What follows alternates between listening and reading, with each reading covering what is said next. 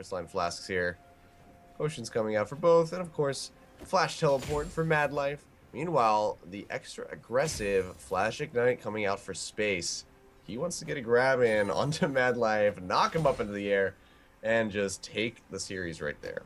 We'll have to see if he's able to do it, though.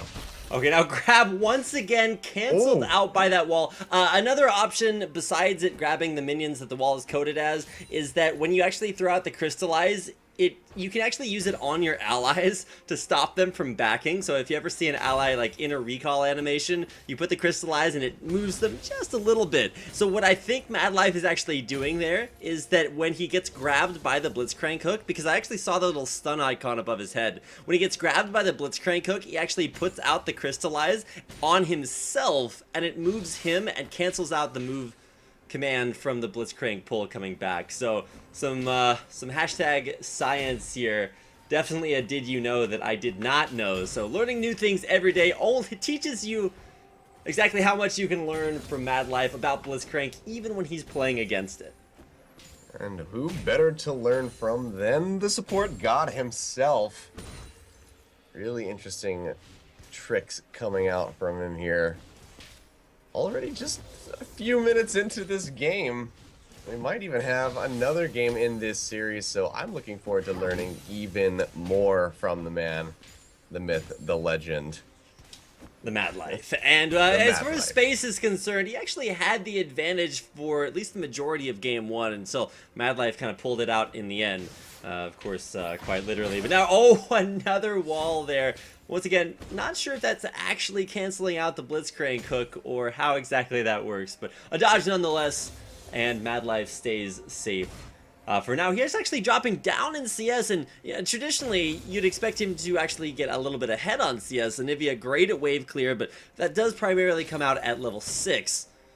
Not quite this early. And with a standard rune page set up as far as AP is concerned for MadLife's Anivia, I was actually kind of interested to see Space go for a more attack damage focus on his page, looking for some big power fists in there, even though he hasn't hit any of them quite yet. And still just unable to get a reliable rocket grab because of that Crystallize. Nice harass though, coming out from MadLife, finally showing some aggressive play. Gets that Flash Frost and the Frostbite off, taking Space down to around half HP, but he's gonna go ahead and just regen that right back up.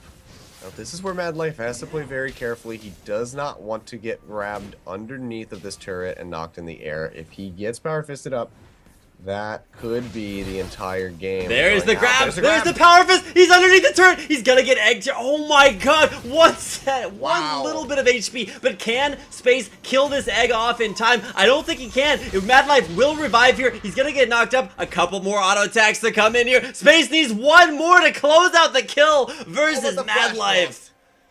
Just in time. MadLife just barely surviving. Forced back to base. Incredible save by MadLife, holding on by a thread. Really excellent Flash Frost.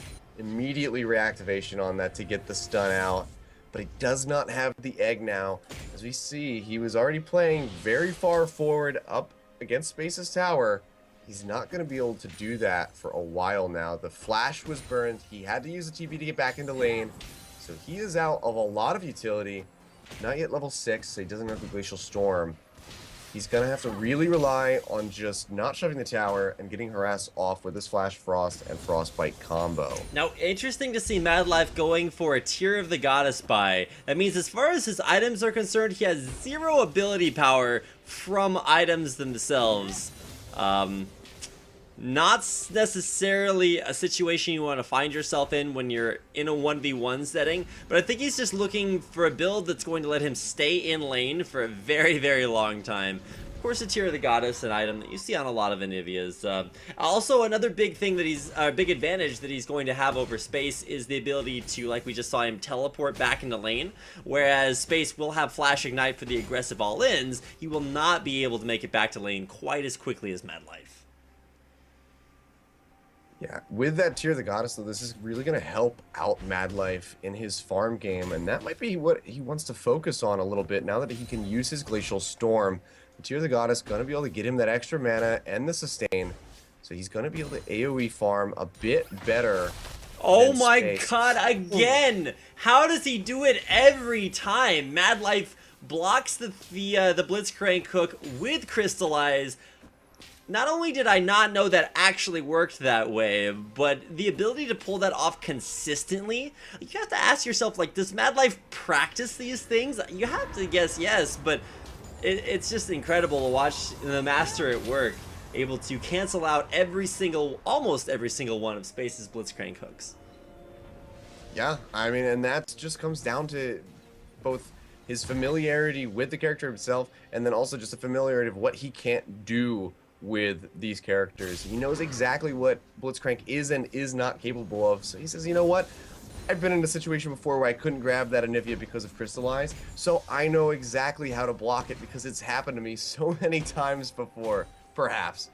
You know, that could be the situation, but he is just really showing his masterful knowledge of these characters, you know, both Thresh and Blitzcrank already. I wonder even Anivia, he's doing a great job on Anivia thus far. That's a good point. I wonder if MadLife was like playing solo queue and he played against an Anivia player who used to do that to him.